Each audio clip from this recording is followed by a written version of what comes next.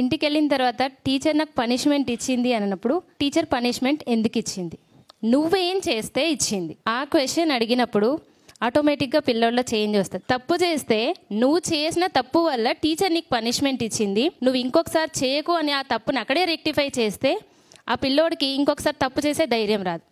అది కరెక్ట్గా parents follow అయితే ఏ పిల్లోడు ఇంటికెళ్ళి కంప్లైంట్ చేయడు, ఏ టీచర్కి పనిష్మెంట్ ఇవ్వాల్సిన అవసరం రాదు. ఈరోజు చెప్పగానే వెళ్ళి అవునా నేను టీచర్ తిట్టారా, పనిష్మెంట్ ఇచ్చారా, నేను వెళ్ళి అడుగుతాను. దానివల్ల పిల్లల్లో తప్పు చేసే కాన్ఫిడెన్స్ పెరుగుతుంది. నా ముందే టీచర్కి ఎందుకు ఇచ్చారు ఇలా, ఏం చేశారని అడుగుతారు. నెక్స్ట్ డే వాడు కాన్ఫిడెంట్ గా మిస్టేక్ చేస్తున్నాడు.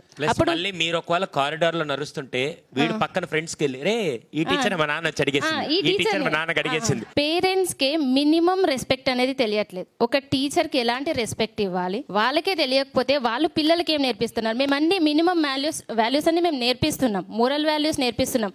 పేరెంట్స్కి ఎలాంటి వాల్యూ ఇవ్వాలి, టీచర్కి ఎలాంటి వాల్యూస్ ఇవ్వాలి, ఫ్రెండ్స్తో ఎలా ఉండాలి అన్నీ మేము నేర్పిస్తున్నాం.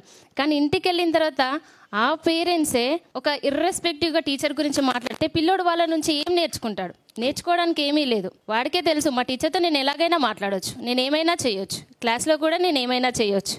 ఆ కాన్ఫిడెంట్ వల్లనే ఈ మిస్టేక్స్ అన్నీ జరుగుతున్నాయి. ఈ మిస్టేక్స్ని రెక్టిఫై చేయాలంటే ఖచ్చితంగా ఫస్ట్ పేరెంట్స్లో మార్పు రావాలి.